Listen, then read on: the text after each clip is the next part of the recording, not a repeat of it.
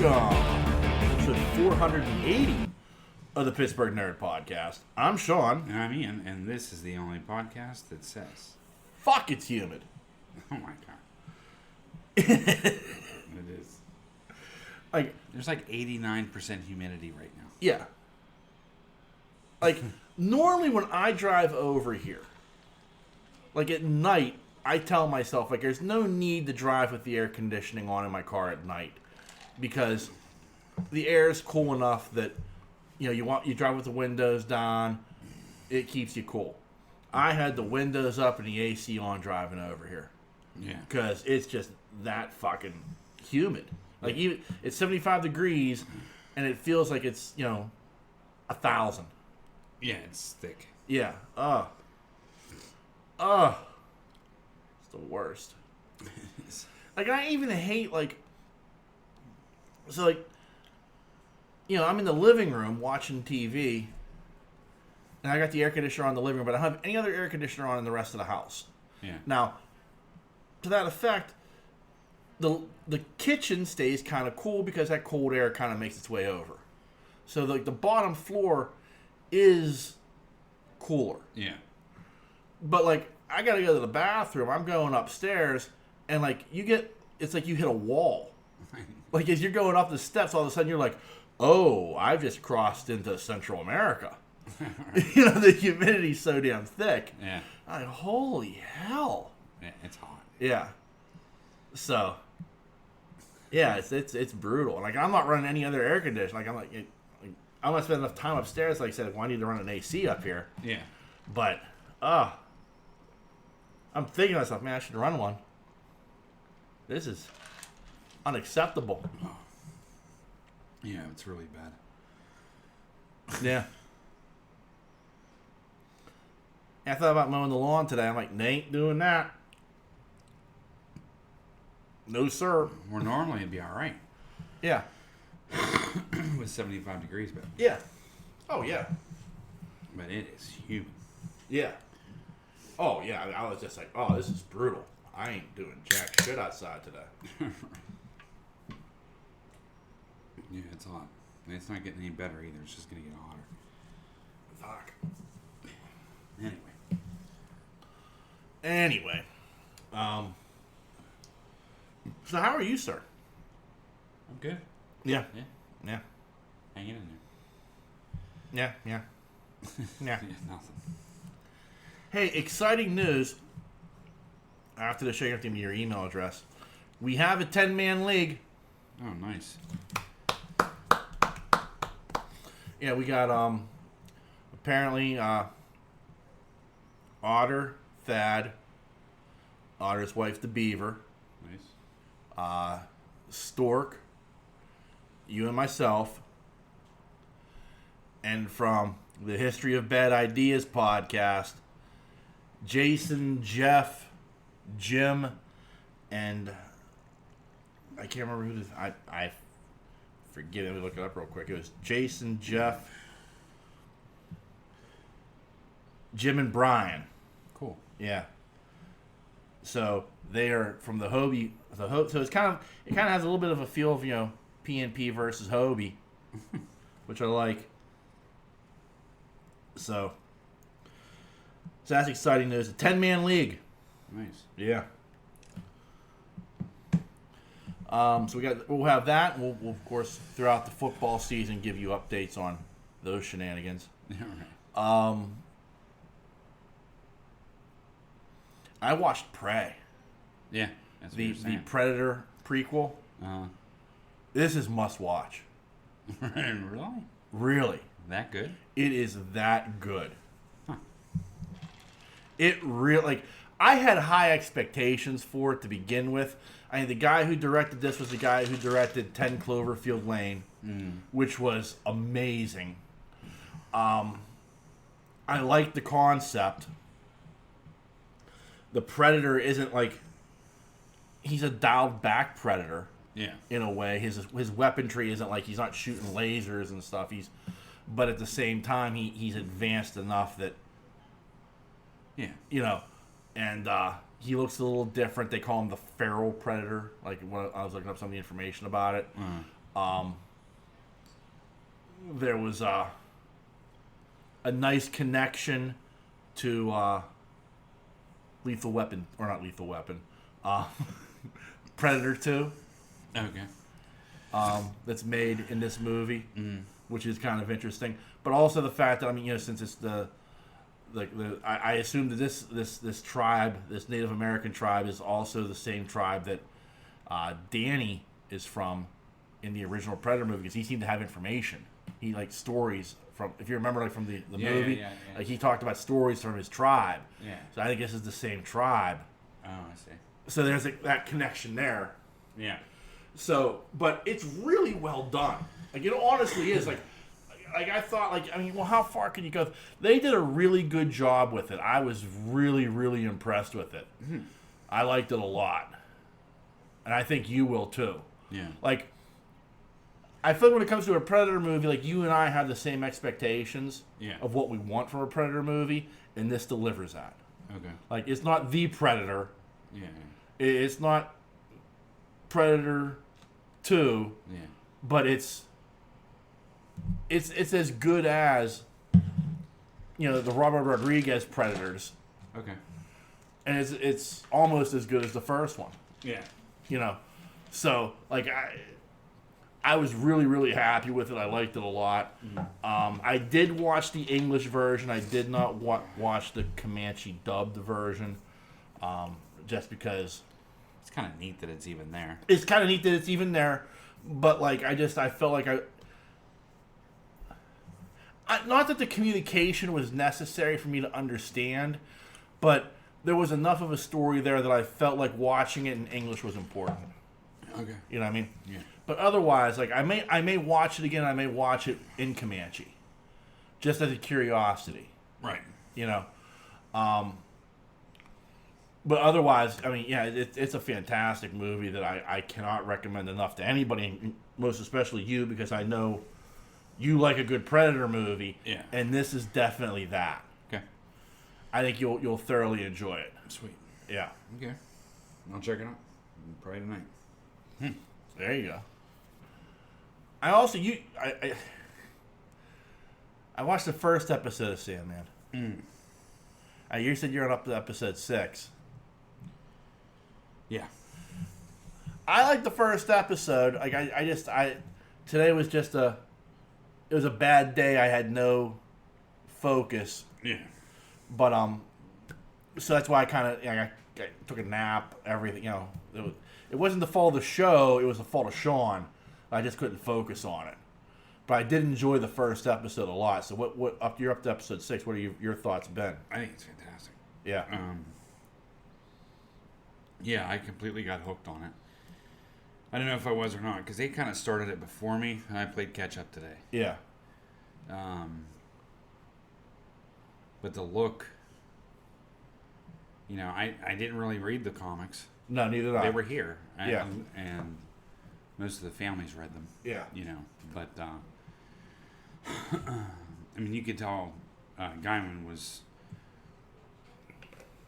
heavily involved, step by step with this thing. Yeah. Because there's even scenes in there where you see the comic, sort of. Yeah. Does that make sense? Yeah. Yeah. But acting's superb. Yeah. His look is superb. It's fantastic. Lisa's already cried a couple times. Yeah. Yeah. Yeah. So it's really, really, really good, I have to say. Yeah. So far. I'm sure it's just going to get better. Right. But I think there's 8 episodes? 10? 8. I don't know. I didn't look. I think there's 8. Yeah. But we only have 2 more to go. Wow. Yeah. It's a good show. Yeah. The vibe is the same throughout the thing as right. what you saw in the first episode. Yeah. So. Yeah, I'm looking forward. I want to sit down and watch it. I've been looking forward to this. Yeah. It's one of those things I'm like, I'm very keen to see this property brought to life. Yeah. I felt awful. Like I was just like I fell asleep watching the second episode, but it wasn't like the fault of the episode. It was like I was exhausted for some reason. Right. And so it was just one of those things where for me, I want to give it the proper attention that it deserves. Right.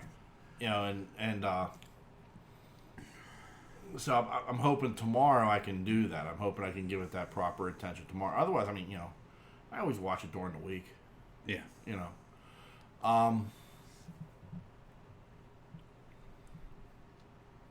That was it for me. I watched Prey. I watched that. That was about it. Yeah, I'm thinking too. I really didn't watch anything Yeah. except Sandman. Yeah, there were things I wanted to start watching. I thought, no, I'm going to put this off because like I got Sandman, and I got stuff starting next week. Like August is a rough month, like where it's like there's a bunch of things that are coming up. Oh, I started the Orville. You did? Yeah. Okay. Yeah. I like it. So far, I'm only like 6 or 7 episodes in. Right. First season. Mm-hmm. But I think it's fantastic. Makes me laugh. It's good science fiction. It's it's surprising how good it is being it's from Seth MacFarlane. Yeah, yeah. Like, and I know he's a Star Trek fan. Like, I know he's a huge Star Trek fan. But still, like, I was, like, skeptical when it first came out because it's Seth MacFarlane. But it is really good. Yeah. Like, surprisingly good. Yeah. I like it a lot.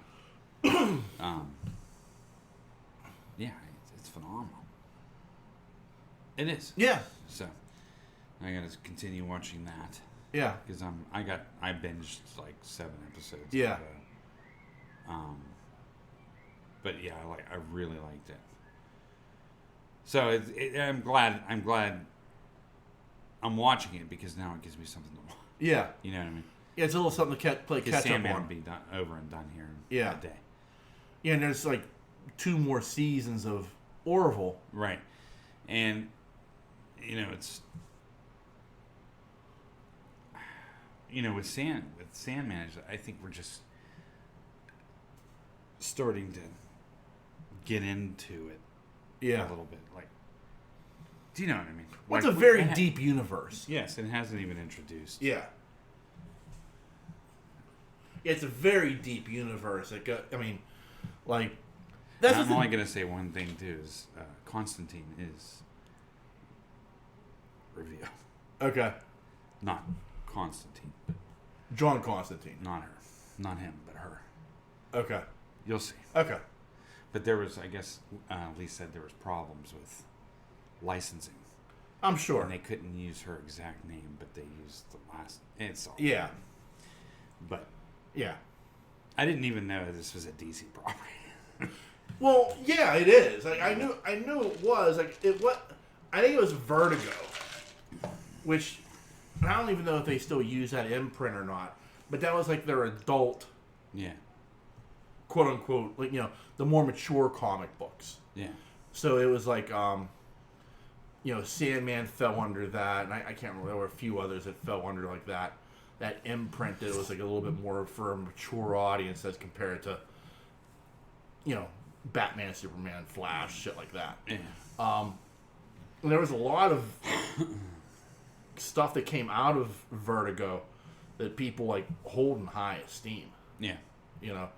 I want to say Why the Last Man was a Vertigo, but I can't remember. But that unfortunately that show was awful. It was. I watched that and I was just like, I'm glad it got canceled because it was bad. Yeah, I don't think this is getting canceled. No, I hope not. Yeah, who knows? I mean, fucking Netflix and that fucking algorithm of theirs. It's got like 90% on Rotten Tomatoes. Yeah, but it's like one of those things where like, how does it trending on social media? I think plays into some of what they do. Yeah. So I don't know. I hope it does well because it is. I mean, it is a one is a beloved property, and two, it's a I said, it's a very, very deep property. Yeah. Like, there's a lot to that. Yeah. You know, and you're just probably scratching the surface with one season of what's, you know. Yeah, because we haven't even been introduced really to the other siblings. You know what I mean? Like, so. Yeah. You'll see. Yeah. It's good. And what's his name from? I never remember his name, but he played Lupin in Harry Potter. Okay. You know who I'm talking about? Yeah. The werewolf. Yeah. Lupin. Yeah. Yeah. Well, he's a major. Oh, okay. Yeah. But his acting is phenomenal. Yeah. I saw Jenna Coleman was in it, and, you know. Yeah. I do like her as an actress, despite, like... I mean, we that one season of Capaldi Who, like, where it was like... She was the doctor, was just annoying. Yeah. Because I don't want that, you know. The companion's supposed to be our vessel, not the other way around. Yeah, yeah. You know. But other than that, like, I think she's a very good actress. Yeah. You know. So I'm always, like, seeing Doctor Who alum in other things. Oh, yeah. Yeah. She's good. Yeah. I can't say anything else. Yeah, that's all I need. But yeah. So that looks. I'm looking forward to that. Yeah, the stories are good. Yeah. Like the overall arc, and then there's the story. And Yeah. yeah, it's good. You wait Yeah. till you watch it. I'm trying to think. I think that's all I watched. Yeah, that's all. I mean, I know that's all I watched.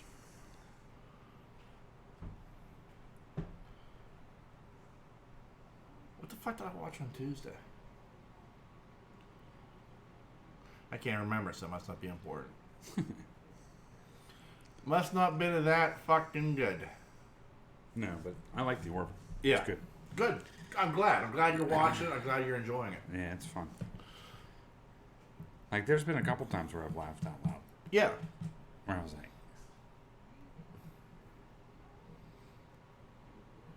wasn't overbearing. Yeah. Like, sometimes you can, like, see where it's like, oh, that was shoehorned in because he's Seth MacFarlane. Yeah. But sometimes when the humor comes natural, it is funny. Like, the ex-wife humor is good. Yeah. I enjoy that. Yeah. Yeah. Oh, yeah. So far, you know, in this first season. So, yeah, everything about it I like. I think it's really good. I can't believe I can't believe it's that good. It is weird Odd. to say. Just because of, like, who's involved. Yeah, and like that episode with the him sitting on the egg. Oh, okay, yeah. That was a really, like, it was throwing things out there left and right about. Oh, yeah. Yeah. I was like, whoa. Oh, well, just wait till Yeah. the egg hatches. No, I watched that. Okay. Okay. Like, so the whole episode with, like, Yeah, them going to court and everything. yeah. Like that. Oh, yeah. Yeah. That's phenomenal. That was handled so fucking well. Yeah, it was a really good episode. It was. Yeah. It really was. I was shocked at how good that episode was and how well they handled Yeah. that. What's the word I'm wanting? I hate to call it a scenario or a situation, but like that issues is the word I want to use. Issues is the word. It was done so well. I was mind fucked by like how well, like, it really does handle it very delicately and extraordinarily well from, like, almost like from both sides. Yeah, and there's like a win-loss percentage on what you look at it, how you look at it. Yeah. Do you know what I mean? Yeah. Oh, it was fantastic. That was a good episode. Yeah. Yeah, all of it was. Yeah. So, yeah. Like I said, that sold me, and then I've Yeah. just continued watching it. Yeah. It's really good. Yeah. Yeah. So,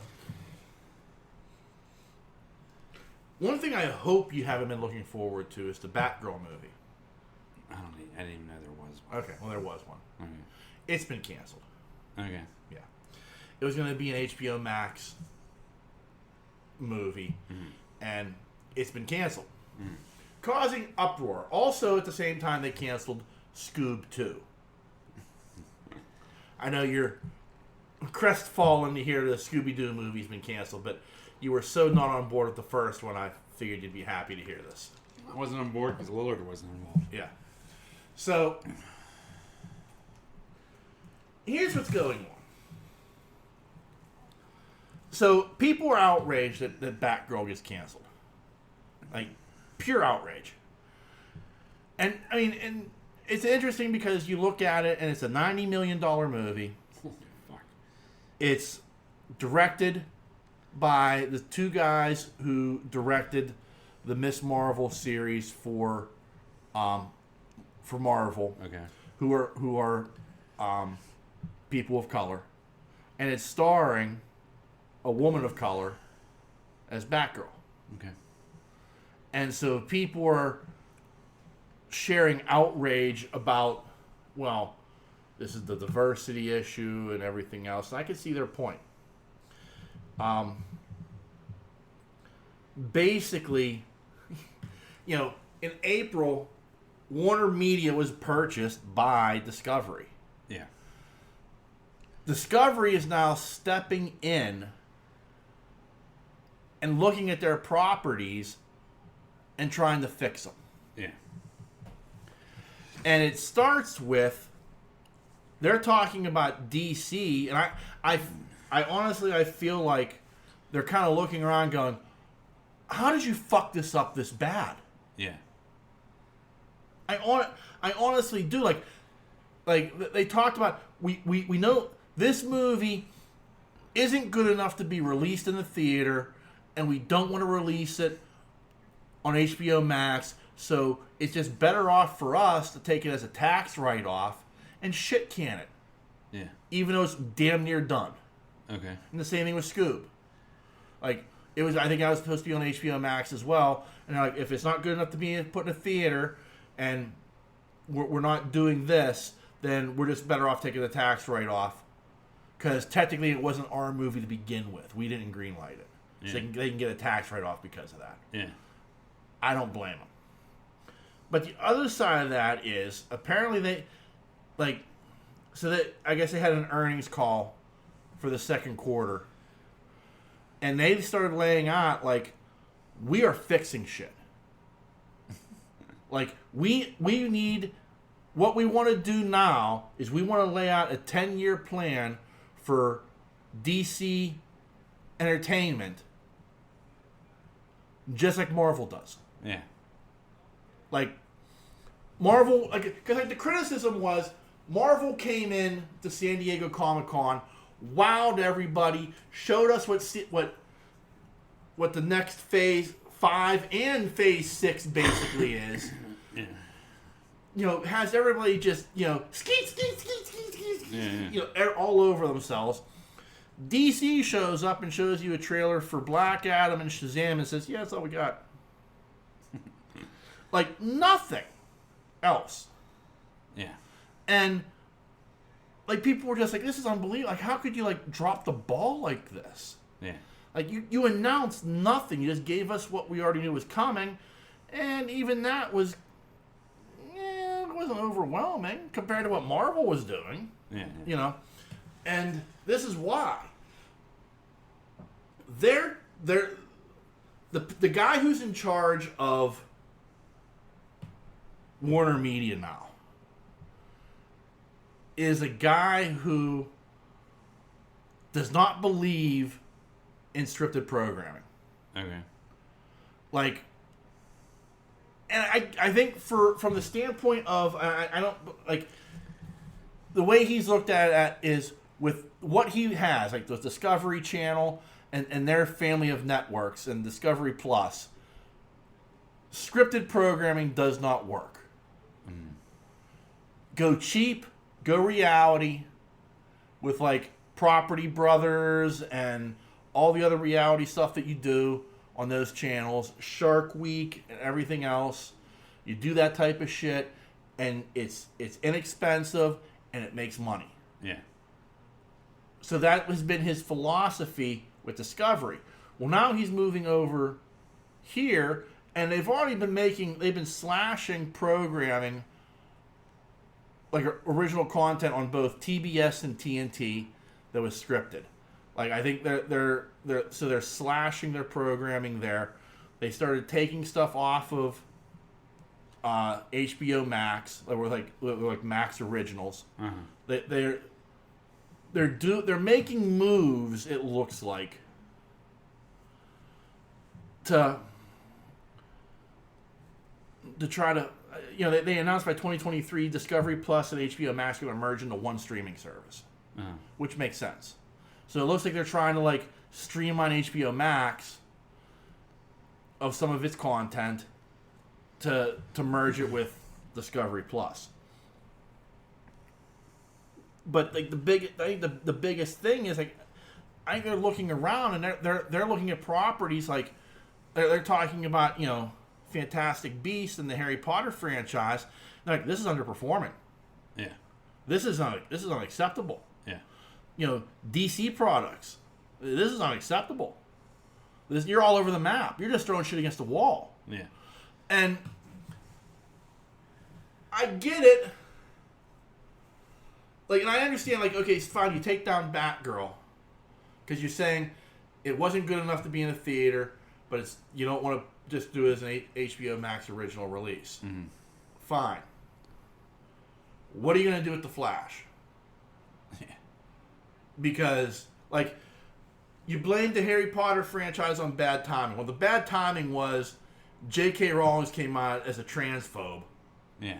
And Ezra Miller is getting in trouble with the law, which, by the way, is continuing to the point where he's now been accused of grooming, and he's been called a cult leader. But he's going to be the star of the Flash movie next year. Yeah, right. Yeah, you got to do something about that movie. You might need to shit tank that one. Like, they've got stuff, like, in the pipeline, and I think they have certain things they're financially obligated to meet. Like, they're doing this Joker movie. They just announced that Lady Gaga was going to be Harley Quinn, and from what I understand, they're playing it up as a musical. Oh, God. Yeah. I don't know. I don't care. I didn't watch the first one. Won't watch the second one. It's almost as bad as the Avengers musical in Hawkeye. Yeah. But at least, like, that's like a joke. Right. That's like an inside little joke for them. Like, that wasn't a real thing. This is real. Like, they're doing this. But then the other side of that is, they're going to do this the Batman movie, mm-hmm. which again I think is just a contractual obligation. But if you're like looking to like relaunch everything like completely, like you're talking about, at some point you've got to shit can these movies too. I would think. Yeah. You've just got to start, taking stuff down off the calendar and saying, okay, yeah, we're just gonna start all over again. Yeah. And like in a way, I'm happy. Yeah. Like, I hope they find the right guy to lead the mission. Yeah, because hasn't been working. No, it hasn't. I mean, as much as I like Man of Steel, as much as I like Zack Snyder's Justice League, like, I can't compare it to Marvel. Nah. Like, I can't compare Zack Snyder's Justice League to the Infinity movies. Like, the Thanos movies. Yeah. At all. They don't even compare. Yeah, there's nothing to compare. No. Infinity War and Endgame, far superior to Justice League. Oh, Even the Zack Snyder version. Yeah. Far superior. Yeah. So it's like this thing of like, I feel like the people from Discovery are coming in and they are looking around and it's just a matter of, what the fuck? Yeah. how did you fuck this up this bad? Right. Like, this is unbelievable. Now, the thing that concerns me, though, is could this mean the end of things like Titans and Doom Patrol and, like, some of the other stuff that they've done on, like, HBO Max as far as, like, the originals? Yeah. Because they want everything to tie into one universe like Marvel does, maybe? Yeah. Which, if that's the case, it's going to bum me out because I really like Titans. I really like Doom Patrol. Yeah. You know, I don't see why they should have to go away. Especially Doom Patrol. It's kind of like way out there. Yeah. You know. But I mean, they're shutting down the Flash, which is basically the last of the Arrowverse shows. Like, they're doing a shortened season 9 this year as their final season. Yeah. Like, and all the other shows that went into that universe are basically shut down already. I think the only one that's remaining is the Superman one, and I don't even think that takes place in, like, I don't think they're in the era, like Flash never shows up on that show. Yeah. So, like, it's one of those things where, like they're very slowly, like, just saying, yeah, we need to shut all of this down and start all over, cleaning house, and make this work. And somebody needs to figure out how to make this work. Yeah.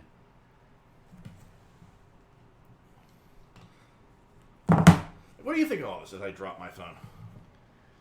I don't know. I think they need to reboot. But yeah. You got to reboot at the right time because everyone's kind of tired of what they've been putting out. You know what I mean? Yeah. So.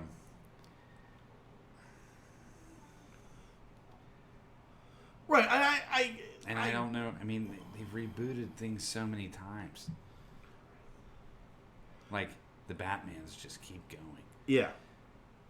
You know? Yeah, no, I agree. And going.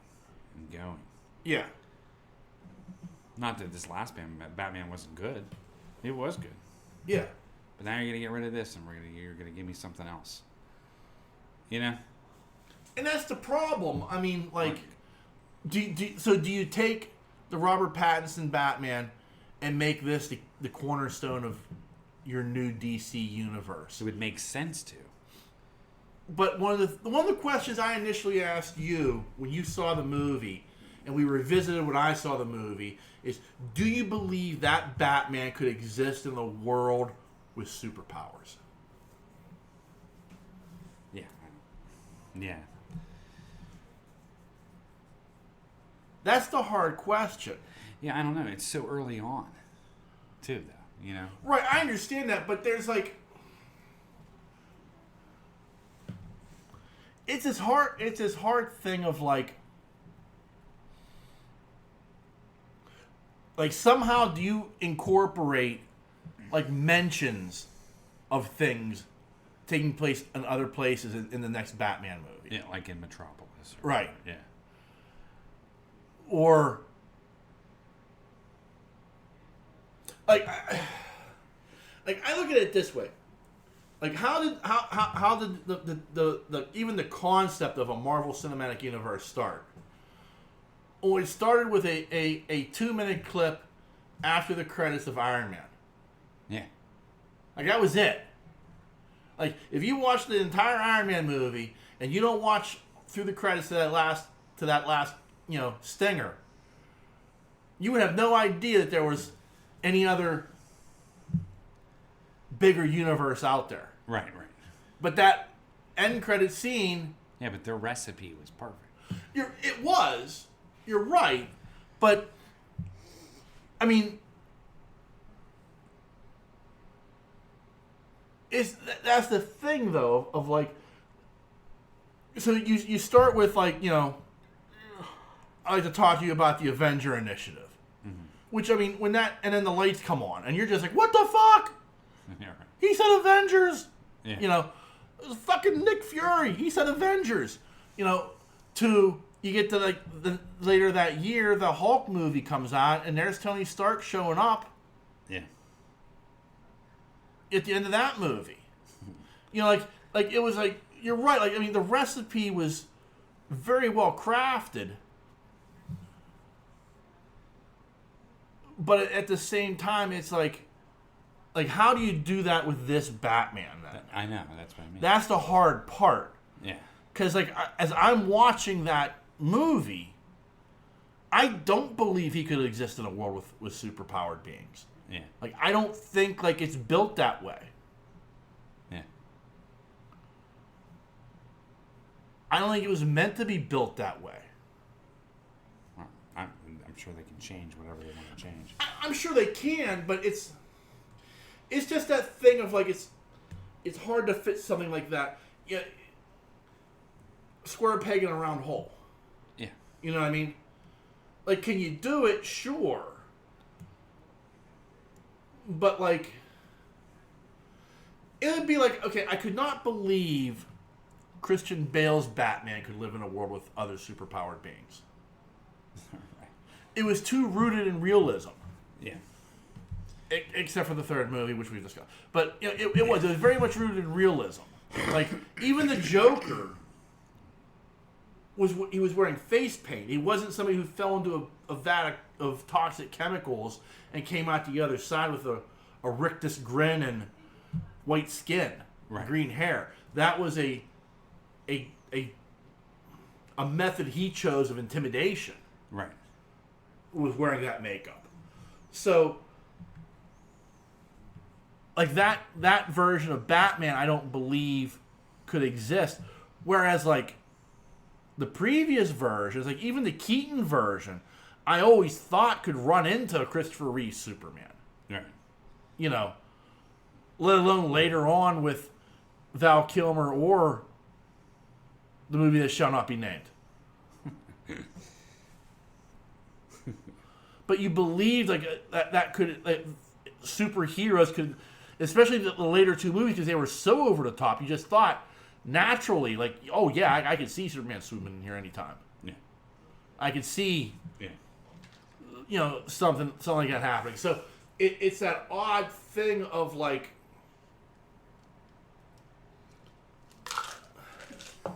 trying to make that work. And so if you can't do it with Pattinson's Batman, then you're rebooting, and you got to figure out, number one, who's your Tony Stark. right, Because Tony Stark was the linchpin for those first 20 movies. right. You know, Yeah, I mean, as weird as it is to say, he really was. Even if he wasn't in the movie per se, like, his character was a linchpin that kind of brought that universe together in a way. yeah. I agree. I don't know who the linchpin is. Yeah. It'd have to. I mean, that's why you're always looking to bats. I mean, I think Schneider thought it could be Superman. Yeah. That's why they started with that movie. Yeah.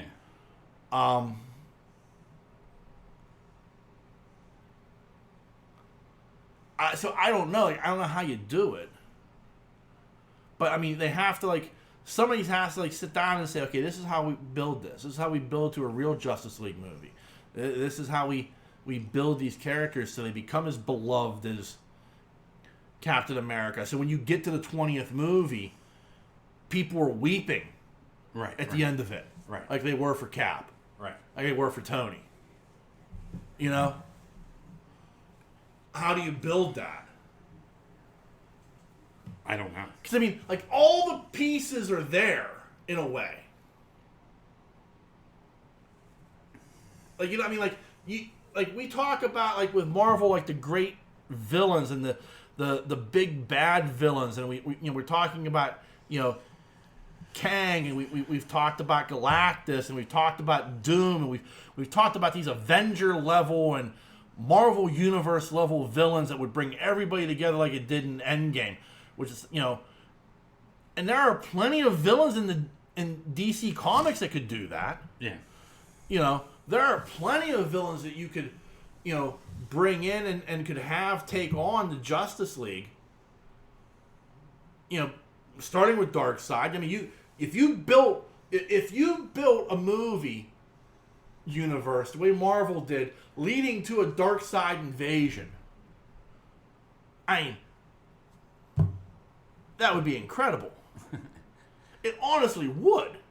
I'm sorry. Like I said it when they announced they were doing a Justice League movie.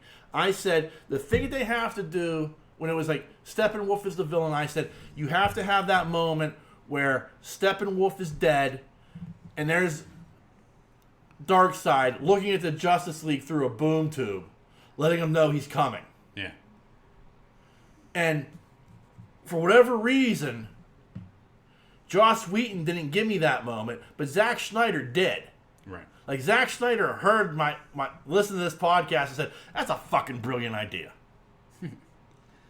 You know, I mean, because that's what you got. Like, there's that great moment where, like, they toss Steppenwolf's head through the boom tube to Darkseid. He's just standing there, staring him down. Yeah. And the boom tube closes. And they're like, well, what are we going to do? We'll get there the old ways. Like, oh, shit. You know, he's coming. Yeah. You know, so, like if you built... He is such an alpha-level villain that you could do a Thanos type series, and you make the anti-equation like, you know, his search for the anti-equation, like his Infinity Stones in a way. Yeah. You know, like there's a lot of things you could do, and there are ways you can build this universe up and the characters that you have. But it's like the odd thing is like, who do you make that linchpin? Do you try Supes again? Do we really want to see Superman rebooted again like that? Right. I don't want to see another origin story. And that's part of the problem. I don't want to see more origin stories for these characters. Right. I don't want to see another... Like, the great thing about the Pattinson Batman movies, I didn't have to see Thomas and Martha Wayne get shot again. Right. You know what I mean? And like with Superman, like, I don't need to see, you know, the origin of Superman. Just make him exist. Give me like a brief rundown of like, hey, yeah, this is what happened, and now he's here. Like, these are the things you can do. And there are other characters who do need that origin story desperately. Green Lantern, you need to give me a good origin story. Right. You know, because that one sucked. Yeah. Sorry. I Wonder Woman, you could probably, as much as I don't want to see it rebooted, I like Gal Gadot in that role. Like, you could redo that, I think. Like, because it hasn't been jammed down our throats so fucking much. Right. You know, you could do the Flash, redo it, because you got to get away from Ezra Miller. Right. Desperately, you got to get away from Ezra Miller. So I mean, there's so much. There's so much good stuff there. That's what drives me nuts. Like, there's so much good in that universe. Like, so much good stuff that you could play with. Mm-hmm. And they just won't do it.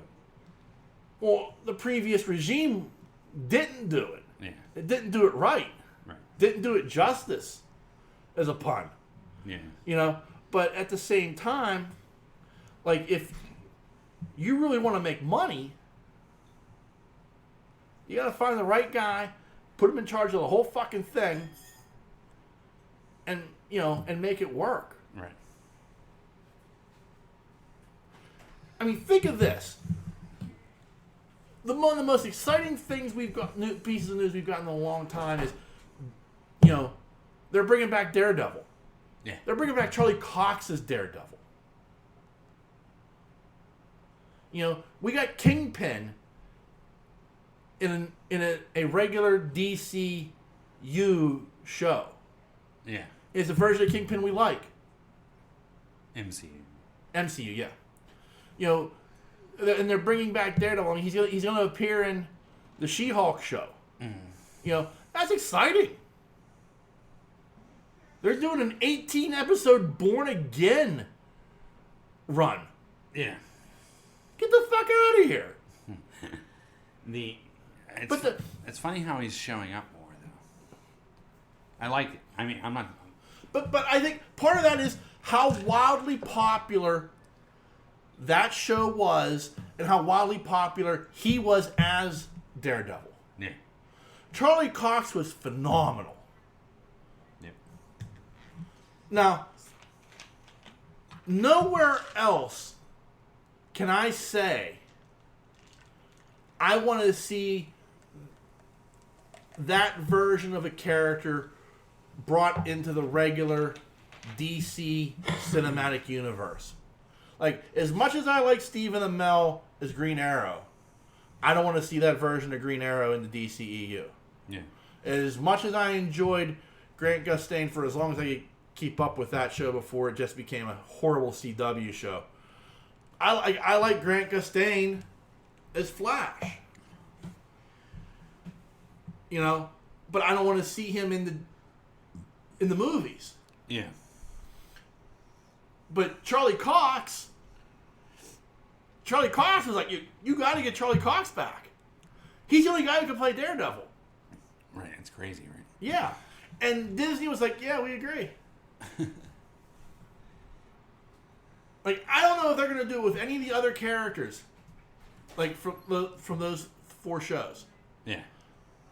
I think I've heard rumors that Kristen Ritter might be being talked to, but like I don't think they're bringing back Iron Fist and Power Man. Yeah. Luke Cage. I don't think they're bringing them 2 back. I know Kristen Kristen Ritter was well beloved for that show, but like overall, like Charlie Cox, that was like more than any other shows that we got to save Daredevil. I know. And I don't think DC has any single version of any other character that I sit there and I say, well, that's got to be saved. Yeah. I'd love to see Batfleck come back. Yeah. You know, I'd love to see Cavill return as Superman. But, if you just want to completely blow the whole thing up and start over, by all means, go ahead. Yeah, if it's gonna work. I'm not gonna cry. Yeah. But I do wonder if like this philosophy is going to hurt Aquaman. I wonder if it's gonna hurt Shazam. I wonder if it's gonna hurt Black Adam. Yeah. Because like the reality becomes like I'm not gonna see these characters ever again probably. So why am I going to bother going to see him in a movie? You know you're going to see this Shazam movie. Oh, yeah. I am. I'm going to go see the Black Adam movie. Yeah. I'll probably go see the Aquaman movie. You know what I mean? I will. You know, because I'm a mark. Yeah. And I think they all look good from what I've seen so far.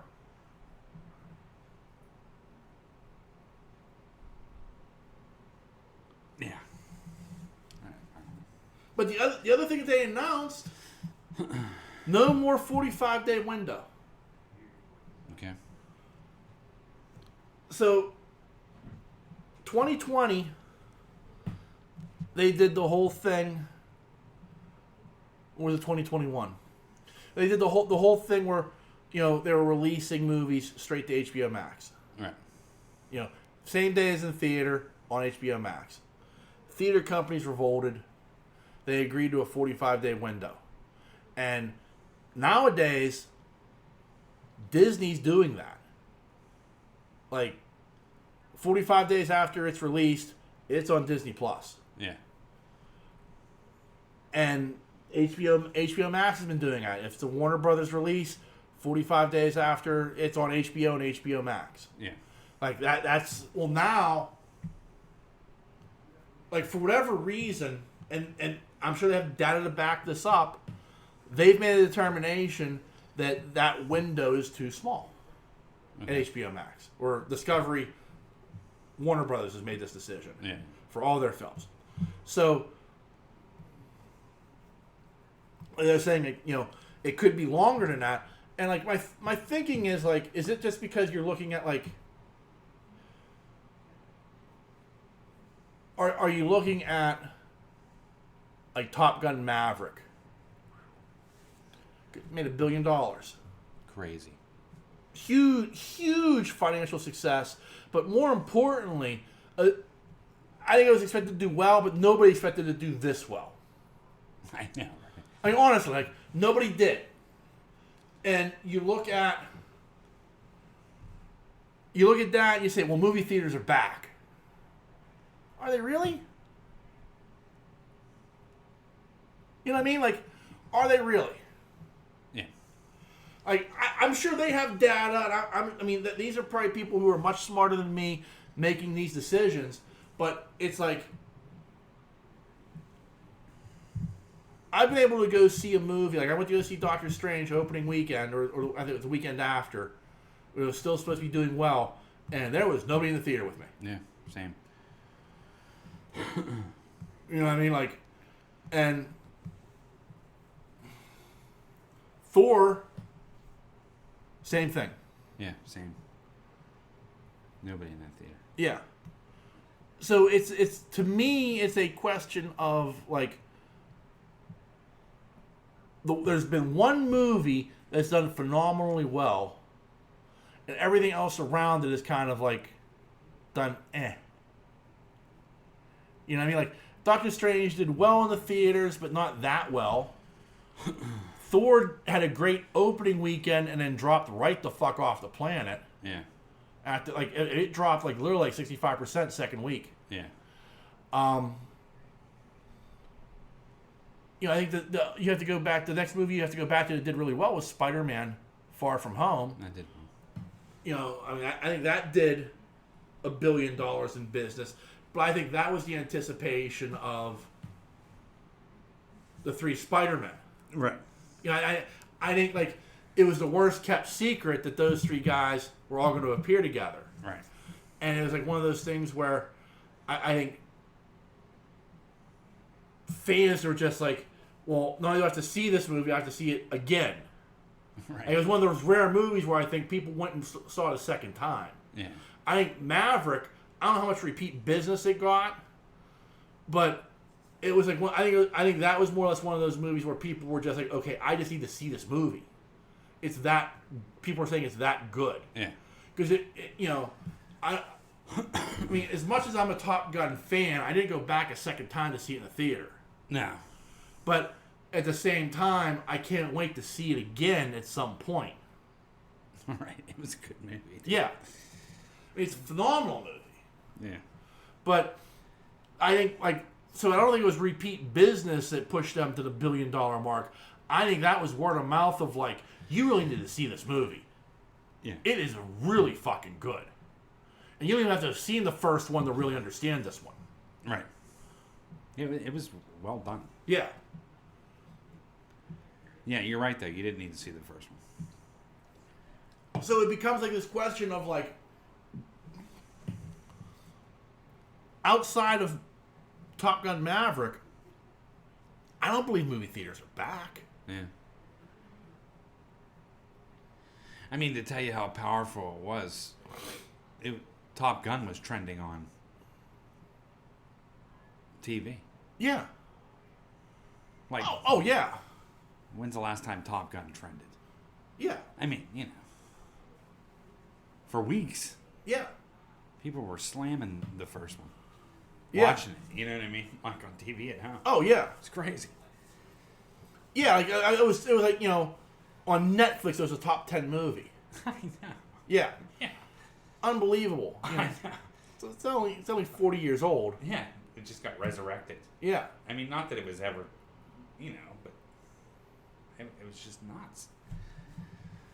I mean, it's a movie. That's a movie that had its fan base, Sure. but it was small. Like, that's one of those movies like people are like, oh yeah, I saw Top Gun back in the 80s. That was good. Yeah. But I think like based upon Maverick, you're right. Like, people went back to rewatch the original I know. because it was like, fuck, I gotta rewatch this. Yeah. Was that as good as this? No. I watched it again. Like, Maverick is one of those. It's one of those rare movies where like it exceeds the original. Yeah. I think so. It really does. Yeah.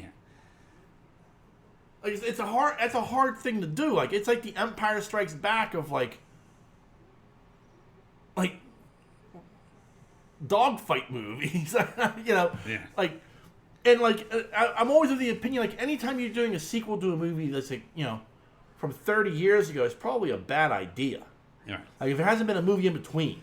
Right. Like, you know, Halloween and stuff like it's been movies like every 2-3 years. Top Gun, you haven't had a sequel to since like ever. Like this is like the first sequel, and you're doing it 40 years later. I hope they don't do another one. No. I don't think Tom Cruise will. I hope he doesn't.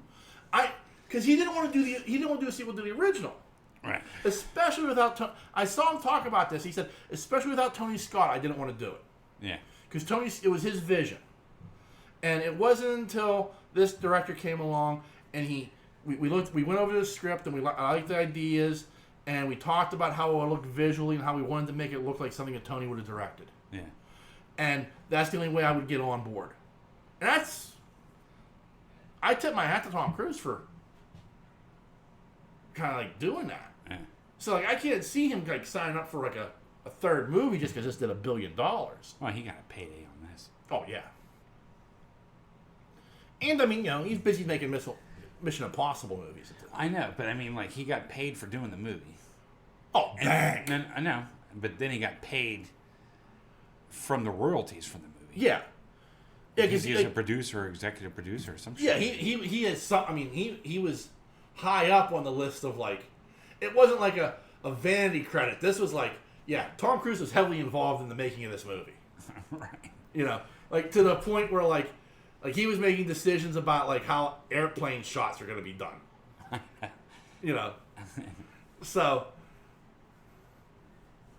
And he's got a process. He does. I mean, he's a fucking wackadoo to no end, but the man makes good movies. I know. He does. It's crazy. Very rarely does he give us a clinker. The last clinker was The Mummy. Yeah. I didn't enjoy that one in space either. Was that him? Not space, but... What, Live, Die, Repeat, or whatever that was called? Yeah, where they wore the white uniforms. Oh, no. I know what you're talking about. Hole in the sky. Yeah. I did like that. I didn't like I did. But I thought it was a bit more of a thinker than an action movie. But I liked that a lot. Yeah, I didn't like that. Okay. Live, Die, Repeat, I didn't care. Yeah, that was very good. I did one was Oblivion. Yeah, Oblivion. Yeah, that was. I like that a lot, but I can see why you wouldn't. Yeah. I can understand it. I just wasn't into it. Yeah. And it didn't matter who the actor was. Right. I just didn't like the story. Yeah, I get that. I can understand that. Yeah. But yeah, he doesn't make too many bad movies. I'll watch him whenever he's in. Yeah. And he's one of those rare actors where if I hear he's in a movie, I want to give it a shot. Like, I'm always like, well, who directed it? Like, he's one of the rare actors. I'm like, hey, Tom Cruise is in this? Let's give it a look. I'm in. Yeah. I mean, I got through The Mummy. Oh, I didn't. I did. I did not. I turned that off about halfway. Did you? Yeah. I was like... And I was like, I'm watching it on HBO. It's free. But I was like, my time isn't. This is horrible.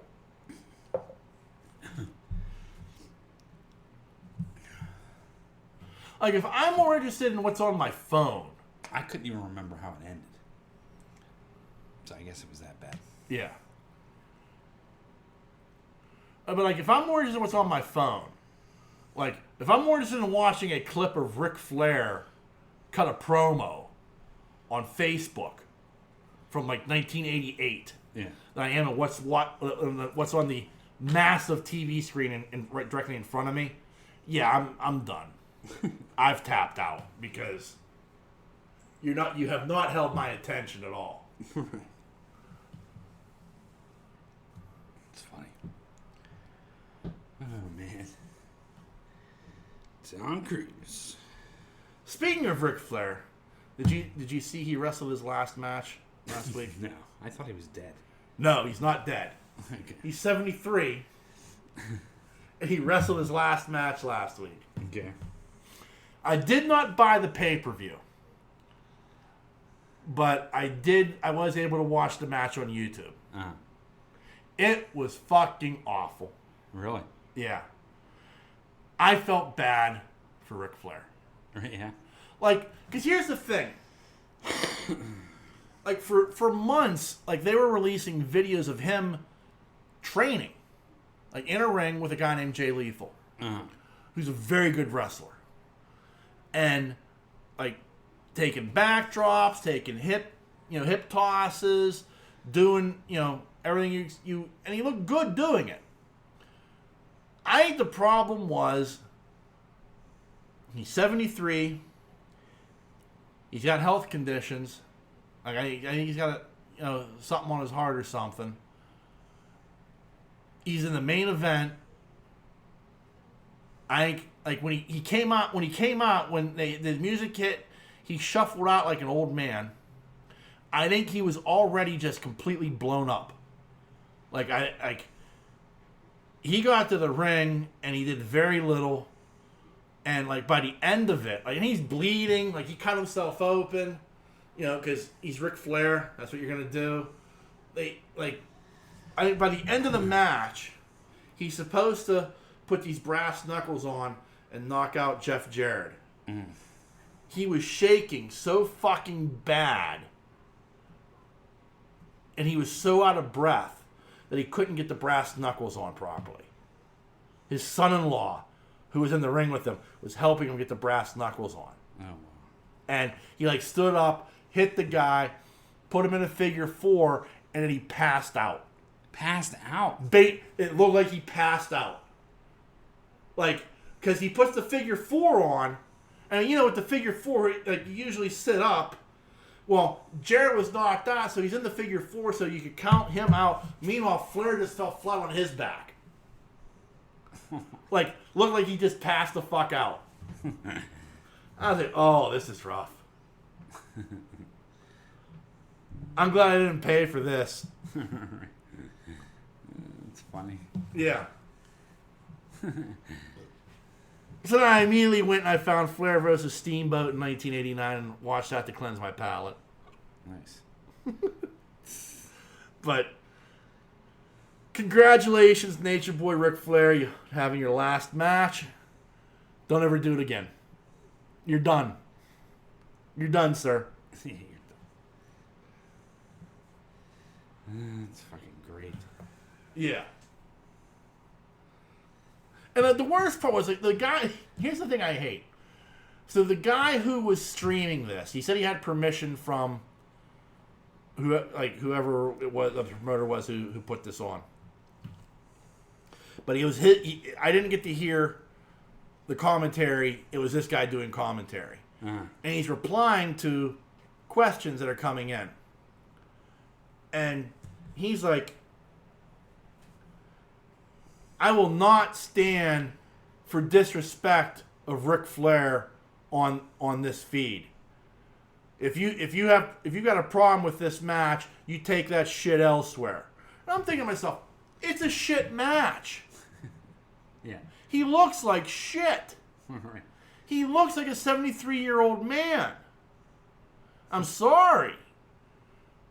I love Ric Flair as much as the next guy, but I'll call a spade, my friend.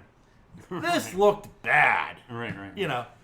And this guy's like, this man deserves to go out on his own terms and blah blah. I'm like, no, he doesn't. He went out just fine in 2008. Should have stayed retired then, but no, he needed money. So terrible. It is. It's rough. It's rough.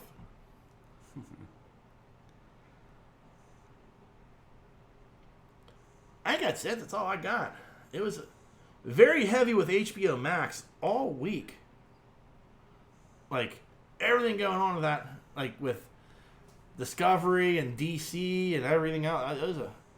Had my attention all week. Like, I'm just like, get the fuck out of here. What's going on next? What's this? Oh, my God. DC shaking it up.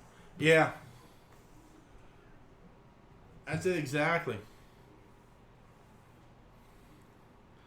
So, anything you'd like to add to the proceedings there, sir? No, man, I'm good. You good? Yeah. All right, well, remember, there are a number of different ways you can reach out and touch us. Oh, hold on. Thad wrote in, as he always does. and took some shots at us. He said he was heading to a wedding for a good friend in Cincinnati, and then he was going to Kings Island. Guess what I'm not going to do there? Buy a souvenir cup and complain about it. Okay. Look, I'm going to settle this once and for all. There's a difference between a souvenir cup and a seasonal cup. Right. You want to charge $35 for the seasonal cup? That's great. You do that. I just want a souvenir cup. Yeah. I ain't coming back. Exactly.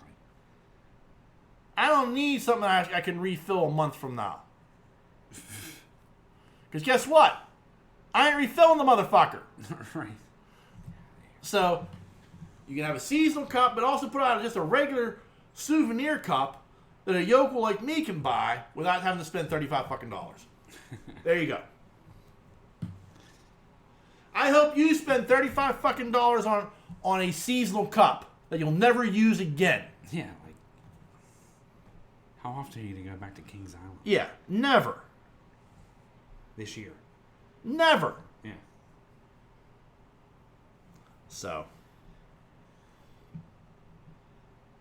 that's that. He sent that in. I just want to get my 2 cents in on him. There you go. There you go. Anyway, you can send us an email like Thad does each and every week. That email address is pittsburghnerd@yahoo.com. You can also find us on Facebook and Twitter. Just search Pittsburgh Nerd Podcast. We're very, very easy to find.